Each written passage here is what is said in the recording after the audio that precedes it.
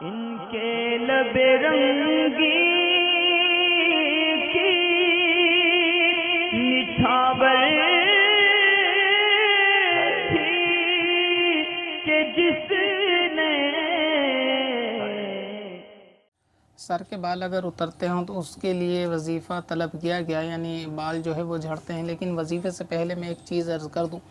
کہ اکثر لوگوں کے اندر یہ دیکھا جاتا ہے، وہ اس بات میں بدگمانی کرتے ہیں کہ اکثر جو بھی وظیفہ یا پڑھنے کے لیے ان کو کچھ دیا جاتا ہے تو ان کے اس میں اثر پڑھائی میں وہ فائدہ نہیں ہوتا۔ وظیفہ حقیقت میں کیا ہوتا ہے کہ ایک ذکر الہی ہے، اللہ تعالیٰ کا ذکر ہی ہے، یہ بھی ایک قسم کی عبادت ہی ہے۔ اب اس کو عبادت ہی کی نیت سے کیا جائے، ذکر کی نیت سے کیا جائے تو اس کے اندر بے شک فائدہ ہوگا۔ اور اگر یہ کہ کسی ایسی چیز کا وظیفہ کر لیا، مثال کے طور پہ کہ اگر کسی نے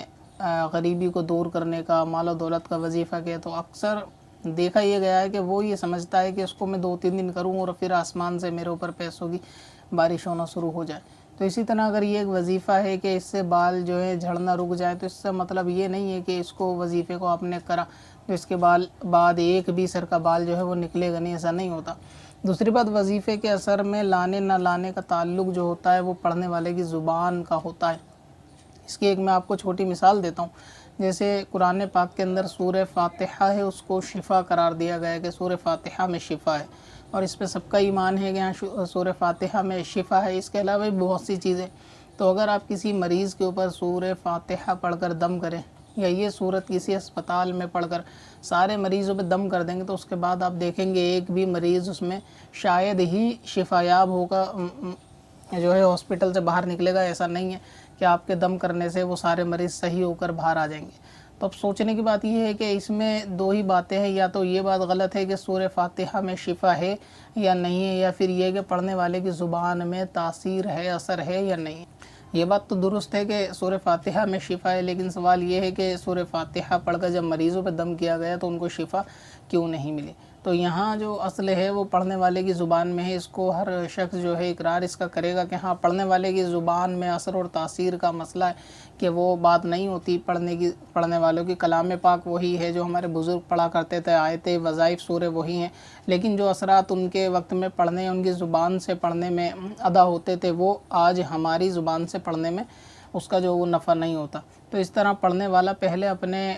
پرہیزگاری پہ غور کر لے، نمازوں کی پابندی، زبان کی طہارت، دل کی طہارت، مہلکات سے بچنا، اسی طرح فرائض پہ عمل کرنا، گناہوں سے بچنے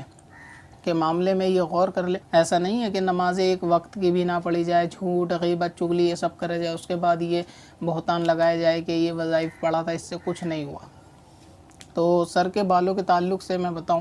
کہ ایک شیشی گولے کے یا سرسوں کے تیل کی آپ لے لیں، اس میں وضو کر کے سورہ واللیل 41 مرتبہ ہر بار بسم اللہ شریف کے ساتھ، یعنی جو 30ویں پارے میں سورہ واللیل ہے اس کو ہر بار بسم اللہ شریف کے ساتھ پڑھیں 41 بار، اور گولے یا سرسوں کے جو بھی میسر ہو اس تیل کی شیشی پہ دم کر کے رکھ لیں، اور رات کو سوتے وقت اس تیل کی سر پہ مالش کریں، یعنی ہاتھ میں لے کر بسم اللہ شریف پڑھ کر ہی سر پہ تیل لگائیں اور اس کو سر پر مالش کریں۔ تو اس صورت میں کچھ وقتوں کے بعد انشاءاللہ تعالی بالوں کا جھڑنا جو ہے کم ہو جائے گا۔ مگر اس کے اندر ایک بات اور میں عرض کر دوں، کبھی پھر آپ دوبارہ اس کا رپلائی کریں، تو اس کو ناپاکی کی حالت میں بھی تیل کو لگایا جا سکتا ہے، مگر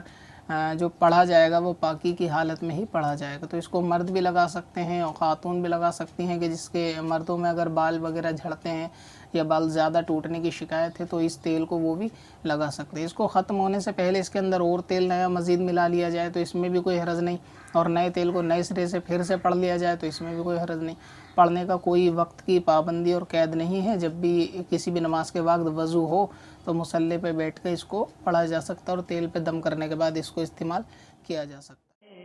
پتھر میں حسن لالے پرنوار